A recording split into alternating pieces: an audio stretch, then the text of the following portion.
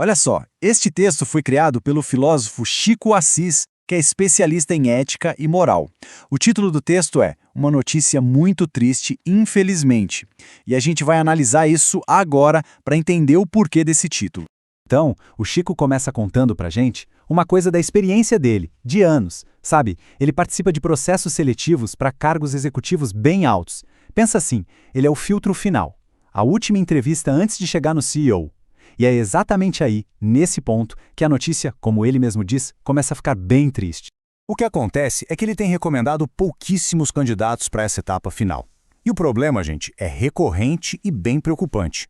Imagina só, os candidatos já passaram por tudo, pela parte técnica, de gestão, de liderança, tudo. Aí eles chegam na entrevista com o Chico e uma fragilidade muito profunda aparece. O resultado? A grande maioria não passa. E aí fica a grande pergunta, né? O que está acontecendo nesse momento tão decisivo que acaba desqualificando tantos profissionais que, poxa, pareciam totalmente preparados para chegar no topo? É isso que a gente vai tentar entender agora. Bom, para descobrir essa tal fragilidade, o Chico não fica fazendo uma entrevista teórica cheia de conceitos abstratos. Nada disso. Ele usa uma metodologia que é, na verdade, muito simples, mas que se mostra, nossa, extremamente reveladora. Funciona assim. Primeiro, ele apresenta um dilema, uma questão de ética e moral. O segundo ponto, que é a chave de tudo, é que esse dilema é bem amplo, de propósito. E terceiro, a resposta não depende de regra nenhuma da empresa, nem de conhecimento de compliance. Ou seja, não é um teste para ver se a pessoa decorou o manual da empresa, sabe? Não tem uma respostinha certa escondida nas políticas internas. Então, o ponto crucial é exatamente este. O teste exige uma única coisa. Uma coisa que, à primeira vista, parece até simples, mas que se mostra incrivelmente difícil para a maioria: a capacidade de simplesmente pensar sobre o que é justo. Pois é, e é exatamente aí, nessa necessidade de refletir, que a maioria desses executivos acaba tropeçando. As respostas que eles dão seguem um padrão até previsível. É como se fosse uma fuga da responsabilidade de pensar de forma ética.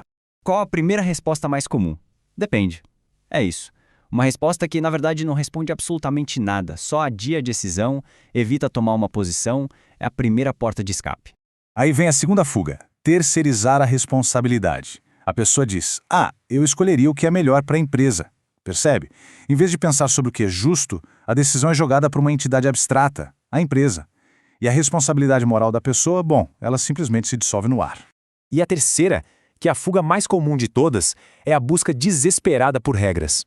A pessoa fala, preciso conhecer as regras antes de decidir.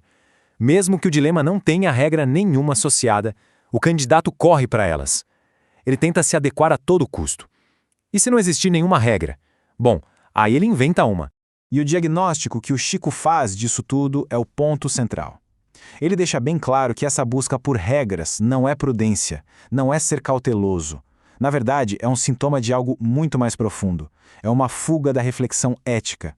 Uma incapacidade, ou talvez até uma recusa, de se envolver de verdade com a questão.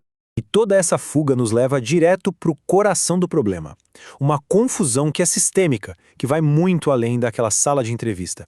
É uma confusão entre dois conceitos que são, na essência, completamente diferentes.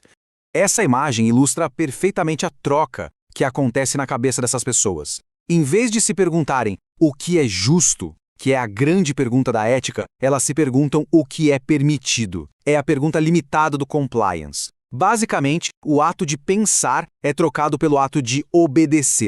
O Chico, então, resume o problema todo em 3 confusões centrais. Olha só. Primeiro, as pessoas confundem ética, com E maiúsculo, que é essa reflexão mais ampla, com a moral específica da empresa. Segundo, confundem justiça com a simples adequação às regras. E por último, a confusão que talvez seja a mais grave de todas. Confundem o ato de pensar com o ato de obedecer. E as consequências disso tudo para as empresas? São bem perigosas. A gente acaba formando líderes que são ótimos em seguir scripts, em seguir um roteiro, mas que simplesmente paralisam quando não tem um manual para consultar.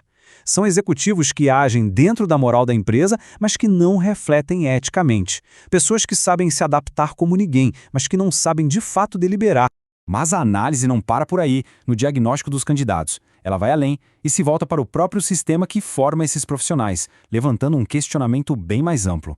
E a primeira pergunta incômoda que o Chico deixa no ar é a seguinte: Até quando a gente vai confundir seguir regras com pensar sobre o que é justo? Por quanto tempo essa cultura corporativa vai continuar valorizando mais a conformidade cega do que a capacidade de ter um raciocínio moral?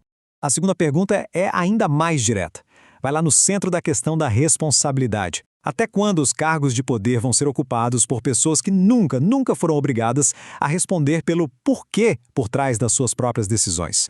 E aqui vem a grande hipótese final, que é quase uma inversão de perspectiva. Talvez o problema não seja os candidatos em si.